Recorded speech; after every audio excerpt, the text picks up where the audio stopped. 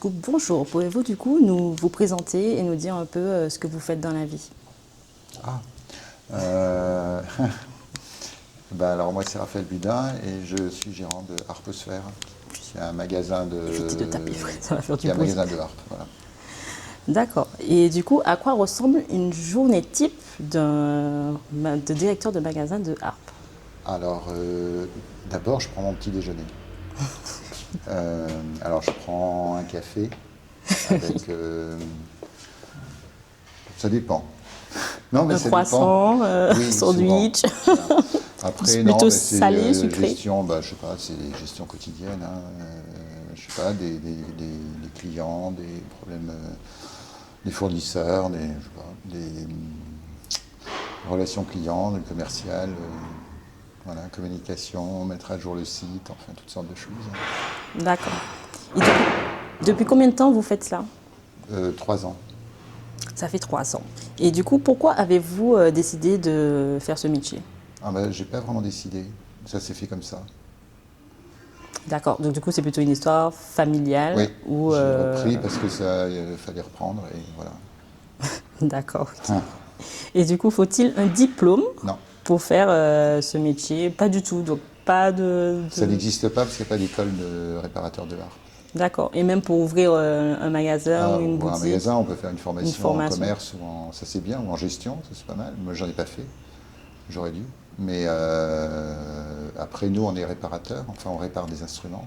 Et il n'y a pas d'école de lutherie pour harpe. Il y a des écoles de lutherie pour d'autres instruments, mais pas pour la harpe.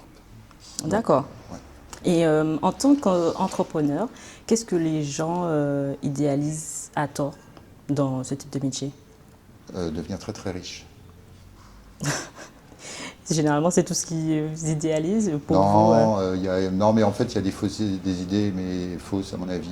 Ils idéalisent la liberté, alors qu'en fait, c'est pas du tout un métier où on est libre.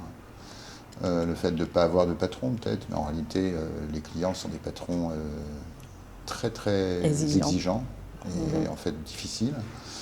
Et le problème, c'est que c'est pas qu'on a un patron, c'est qu'on nous, on en a combien? 2000, 3000 patrons. Donc c'est compliqué.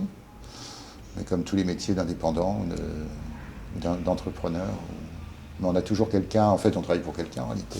Donc c'est juste qu'on n'est pas encadré par une réglementation qui nous protège. Donc voilà. C'est bien hein, comme métier.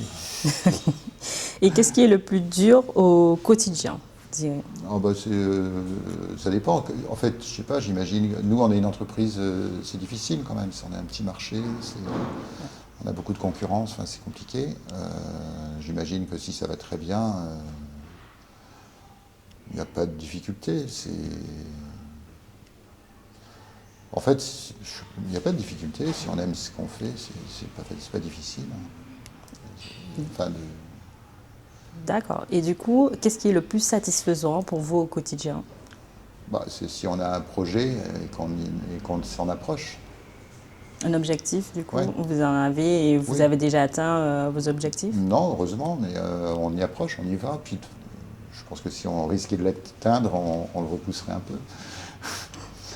Mais on s'en approche, oui. Je sais pas, ici, nous, on a un projet de travailler déjà avec plaisir, de monter une équipe où on s'entend, où nos clients sont contents, où on arrive à faire un travail de qualité, à répondre aux besoins des gens, à développer, pourquoi pas, la harpe, en tout cas à participer à ça. Ça c'est le projet, si on y arrive, si on s'en approche, quand on fait des choses qui font que ça, je sais pas, qu'on trouve ça classe, qu'on trouve ça chouette, on est satisfait. Hein. Oui. Et du coup, pour vous, est-ce que vous diriez que c'est difficile d'être entrepreneur en France, sachant au niveau administration, fiscalité Moi je pense que c'est plus facile en France que dans beaucoup d'endroits dans le monde, donc on a plutôt de la chance, mais c'est difficile en soi, partout. D'accord. Donc vous n'avez pas forcément eu de difficulté pour la création, vous vous êtes aidé Non, ou vous l'avez fait seul? non, mais moi j'ai pris une entreprise qui existait, donc j'ai pas créé l'entreprise.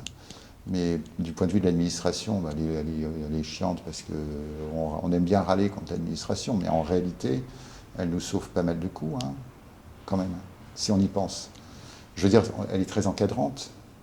D'accord. C'est même le but de l'administration, en réalité, c'est d'encadrer. Alors, on a des obligations, ça c'est pénible, hein.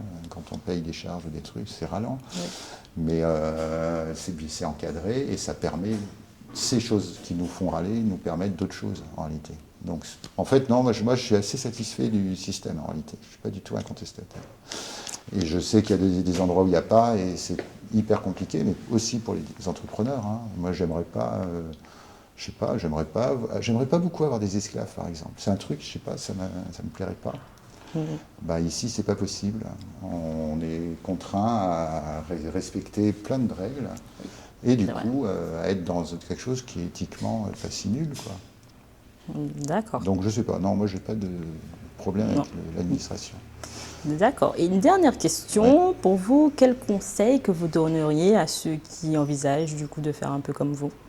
Alors, moi, je donnerais moi, j'étais architecte avant, je donnais le même conseil, c'est chercher ailleurs, hein, faites autre chose. Et c'est super. En tout cas, je vous remercie pour votre patience et votre écoute. Et je vous souhaite une bonne journée.